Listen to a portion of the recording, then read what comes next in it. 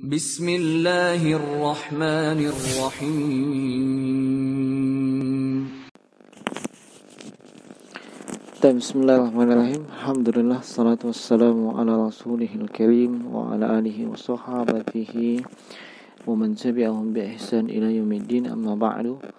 Di sini ada pertanyaan dari hamba Allah di Sulawesi Selatan. Assalamualaikum warahmatullahi wabarakatuh, Ustaz. Naam, waalaikumsalam warahmatullahi wabarakatuh. Semoga Ustaz dan tim tetap dalam lindungan rahmat Allah. Naam, amin. Ana mau nanya Ustaz, bagaimana tahapan seseorang dalam mempelajari ilmu agama bagi yang baru mengenal sunnah? Barakallahu fikum. Tayyib wa fikum barakallah. Tahapan seseorang dalam mempelajari ilmu agama bagi yang baru mengenal sunnah. Naam. Pertama, dia harus belajar kepada seorang guru atau beberapa orang guru. Dan tidak boleh dia belajar otodidak. Tidak boleh dia belajar sendiri, membaca sendiri, menelaah sendiri, dan sampai menghasilkan kesimpulan sendiri.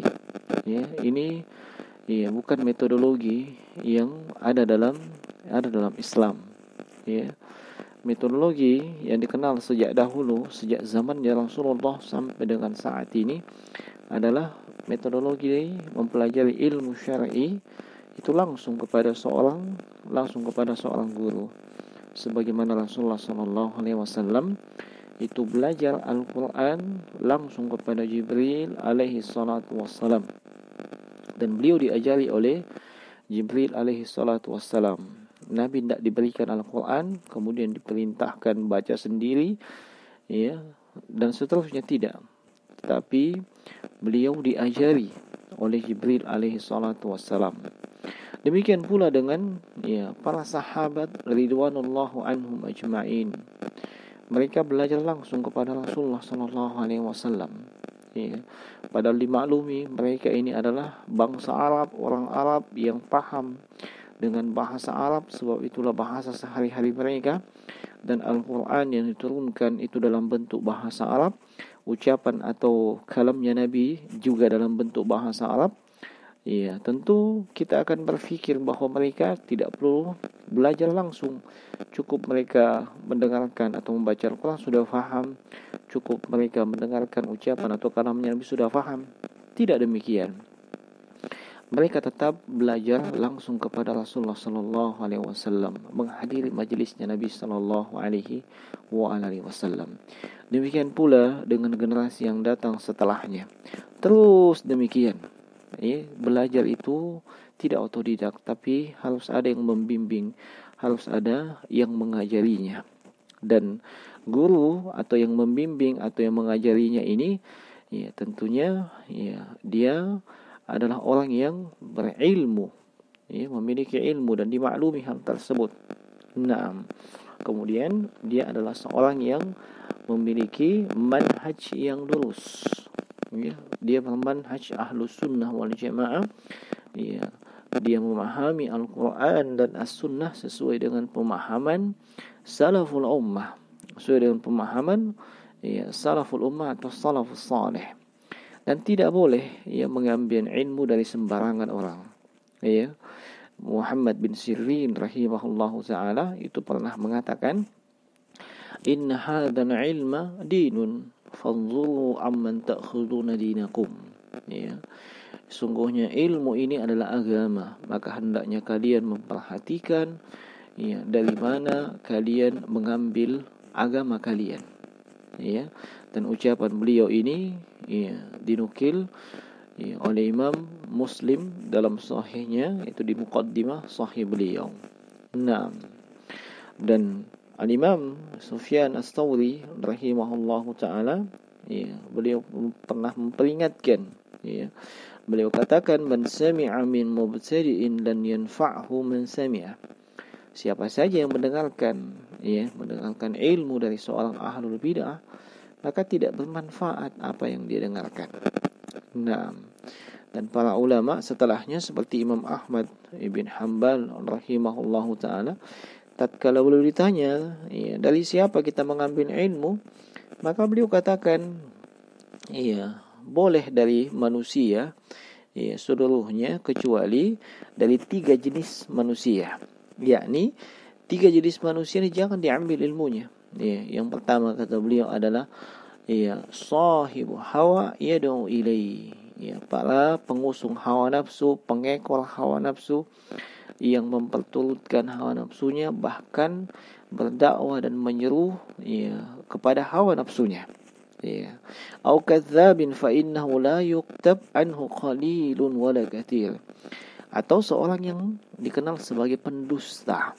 Ini tidak ditulis dan tidak diambil ilmu darinya, baik itu sedikit ataupun banyak. Dan juga an rajulin ghallitu fayuraddu alaihi fala yuqbal, orang yang banyak kesalahannya, banyak melakukan kekeliruan.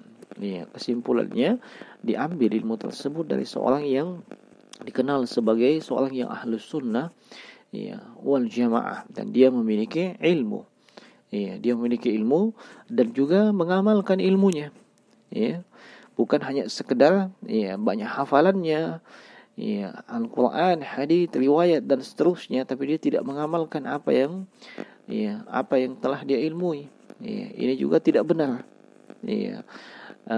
Al-Imam Abdul Qasim Al-Asbahani itu pernah mengatakan walaysa al-ilma bi kasratir riwayah wa innama huwa al-ittiba'u wal isti'malu yaqtadi bis sahabati wat tabi'in wa in kana qalilan ilmi wa man khalafa as-sahabata wat tabi'in fa huwa dhallun wa in kana katsiran ilmi. Dan ilmu itu kata beliau tidak hanya sekedar banyak riwayat, banyak penukilan, tapi ilmu itu adalah mencontoh, ittiba, meneladani para sahabat dan tabi'in, walaupun sedikit dari sisi keilmuan. Dan siapa saja yang menyelisihi para sahabat dan tabi'in, beliau itu adalah orang yang tersesat. Walaupun mungkin dia dari sisi keilmuan itu mungkin dikatakan banyak. Ini yang pertama. Kemudian ilmu apa yang mesti dia pelajari yang paling pokok? Yang paling pokok dan yang paling utama adalah dia mempelajari Al-Quran dan sunnah Nabi Sallallahu Alaihi Wasallam.